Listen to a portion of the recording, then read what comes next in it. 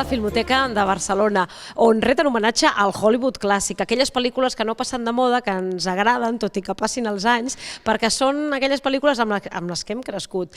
Estem, com us dèiem, amb la Filmoteca perquè Hollywood, de prop, ho van viure dos germans catalans fotògrafs que els seus hereus els tenim aquí, els seus fills, els fills d'un d'aquests dos fotògrafs catalans que van viure molt de prop aquelles pel·lícules que rodava Hollywood amb la Sofia Loren, amb el Gregory Peck i molts més aquí a casa nostra. Jordi i Montserrat. Montserrat i Jordi, moltíssimes gràcies. Bon dia, què tal? Anem a explicar què és aquesta exposició de prop que tenim ja l'oportunitat de veure a la Filmoteca. Bueno, és una exposició que està basada en una donació que hem fet els dos germans de l'herència professional del meu pare i del meu tiet, Claudi. Quan van morir va passar el temps i vam pensar que podíem fer un material que consideràvem que era interessant, que valia la pena que es conservés adequadament perquè es va deteriorant, i vam valorar diverses possibilitats i vam decidir que la Filmoteca de Catalunya podia ser un bon lloc per consultar a veure si volien aquest material. I ells van estar d'acord, van recollir una gran quantitat d'imatges, diu que hi ha més de 6.000 imatges de molts formats diferents, diapositives, còpies, negatius, transparències, molt tipus de formats diferents, també pel·lícules que van rodar sobre les pel·lícules, el que ara en diuen making of, pel·lícules familiars, també molts documents quasi personals, per exemple, contractes de cine, perquè tenen un cert interès quan guanyava un fotògraf de l'època al cine americà. I tot aquest material, la Filmoteca va considerar que una part d'ell, que era la part de Hollywood, el que ells han titulat Hollywood, que era el cine americà que es va rodar a Espanya, que mereixia la pena de treure'l, més o menys ràpidament, perquè la veritat és que entre que vam cedir el material i que hem fet l'exposició no ha passat massa temps. Llavors el comissari de l'exposició va fer una tria de fotos, va reduir, que va ser una feina molt difícil de seleccionar quines fotos sí, quines no, i han creat un ambient molt hollywoodense, molt de rodatge, en el que es reflexa aquest ambient de darrere de les càmeres. I aquesta és la idea de l'exposició, d'unes quantes d'aquestes pel·lícules, de més de 120 pel·lícules, han escollit les que més cridaven l'atenció, les més famoses, les que tenien un concepte més uniforme, més homogeni. Montserrat, vull que ens expliquis la història i que ens ho presentis també, perquè moltes vegades el cinema té això, són els protagonistes, els actors, els que donen la cara, els que estan davant de la càmera i surten en pantalla, però darrere hi ha tot un seguit de professionals, moltes vegades ignorats i desconeguts, i és el cas del vostre pare i el vostre tiet, fotògrafs professionals que estaven darrere de les càmeres i que també van ser testimoni d'aquella època. Bé, ells eren fotògrafs de Cervera, de Lleida, que tenien un estudi on feien reportatges de comunions, bodes i tal, i a través de... van tenir l'oportunitat o les ganes d'aprendre idiomes. Això va ser molt important. D'una manera espontània van començar a estudiar anglès, francès, parlaven l'italià també, però sobretot l'anglès va ser el que els va acabar obrint les portes en el món del cinema. I després, una sèrie de casualitats, amb contactes personals, van fer que primer el Claudi, que era el germà gran, podés entrar directament a treballar amb la primera pel·lícula de cine, que era espanyola, a Madrid, l'any 51, d'un director que ja s'ha mort, un tal Murotti, Cielo Negro. Això va començar a encadenar una pel·lícula darrere l'altra, primer al cinema espanyol, que llavors es rodava quasi bé sempre a Madrid, i va arribar un punt que els contractes ja va veure que era una oportunitat per entrar-hi el meu pare, hi havia més contractes, més feina, i li va proposar que fes també el salt definitiu ja cap a Madrid. I així, de mica en mica, primer en el cinema espanyol, fins que en els finals de la dècada dels 50, crec que va ser el 57, 58, van començar ja a poder rodar alguna pel·lícula amb grans productores americanes. Als anys 60 entra el Bronston, Samuel Bronston, que va ser una productora molt gran a Madrid amb un projecte a llarg termini de molts anys, amb pel·lícules molt importants, molt espectaculars, amb uns decorats immensos, amb molts extras, i això va donar una categoria, diguem, molt important a la feina dels dos germans, perquè de fer uns rodatges petits, amb pel·lícules que duraven 4 setmanes, les pel·lícules espanyoles, van passar amb una feina que podia durar mesos.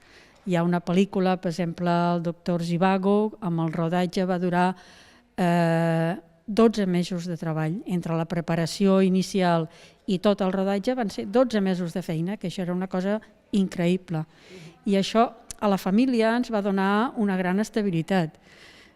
Va permetre que tots poguéssim fer ja la vida a Madrid, que és on hi havia la feina, i allí nosaltres estudiàvem, el meu germà ja va entrar també a treballar en el món del cinema, durant uns anys limitats, però també hi va entrar, i vam començar a entrar en aquest món. Vam conèixer alguns dels actors que avui estan aquí, els vam conèixer personalment. Per exemple, el John Wayne, jo l'he conegut, li he fet... me'l van presentar, era un tio molt simpàtic, enorme. Vam conèixer el Yul Brynner, vam conèixer a la Gina Lollobrigida, la Sofia Loren.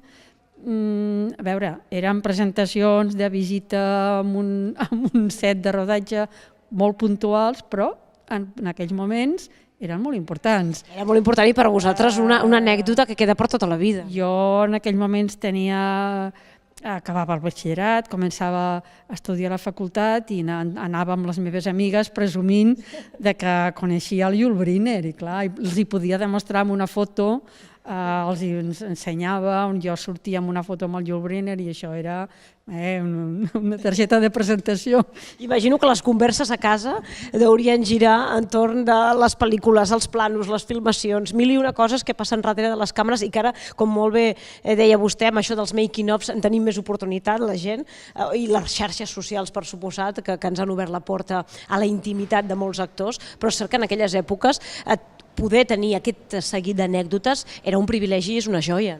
D'anècdotes n'hi havia moltes, però a casa, més que res, quan hi havia feina, perquè no sempre hi havia feina, com diu la Montse, les pel·lícules duraven 5 setmanes, 6, un mes, com a mes i mig, i després es parava, quedava sense feina. Després era buscar una altra pel·lícula i intentar sempre així.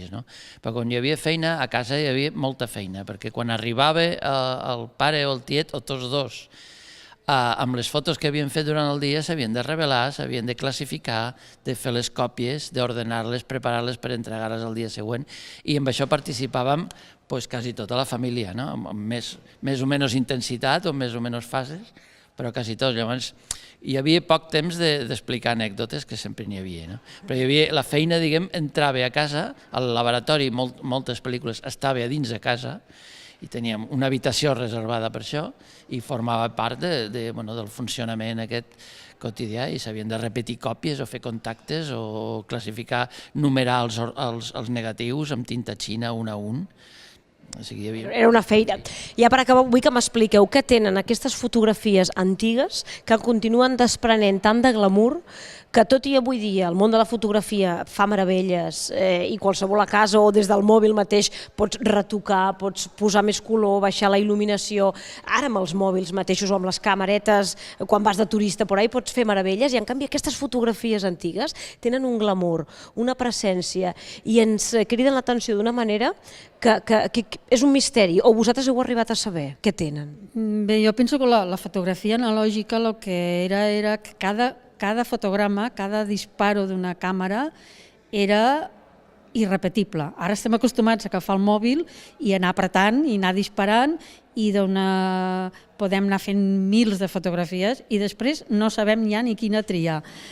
Per tant, no hi prestem massa atenció a la qualitat de la fotografia que estem fent en aquell moment. A la fotografia analògica calia pensar cada fotograma, calia enquadrar, calia veure la llum si era l'adequada o no, tant si era llum artificial com si era llum natural, calia buscar el moment oportú, el moment exacte, perquè no es podia repetir. Els materials eren cars. Sí que, a veure, una diferència, per exemple, entre el cinema espanyol i el cinema americà era precisament els materials. En el cinema espanyol els medis eren escassos sempre i per tant els materials estaven molt controlats. No podien disparar tots els negatius necessaris ni les còpies necessàries. Per tant ho havien d'estudiar molt. Quan van venir els americans, la proporció es va multiplicar, econòmicament els pressupostos van augmentar molt i també els materials que disposava el fotògraf. Ja no estava tan controlat, però tot i així, era un número limitat el que podien disparar. I això penso que la qualitat era potser superior a la que després no és que no es pugui fer. Avui els mitjans permeten una qualitat potser superior, però no ho pensem tant, potser. No es pensa tant en això. Aquí darrere nostre tenim un exemple que hi ha molta gent que vindrà a veure l'exposició i no sabrà què és aquesta cosa que té el meu pare als dits i que és un fotòmetre. Abans de fer una foto s'havia de medir la llum amb un fotòmetre. A vegades hi havia càmeres que tenien una agulla que es podia ajustar, s'havia de medir la llum i ajustar l'exposició correcta. Avui en dia això no existeix. Tu agafes el mòbil, fas una foto i tot això ha desaparegut, tot surt perfecte, no existeix. Aquest temps que havies de dedicar a medir la llum, el que deia la meva germana, a enquadrar, a col·locar que els personatges estiguessin bé, que tot això tenia un valor molt gran perquè al final una foto, una càmera de fotos, inclús avui en dia, és una màquina de parar el temps.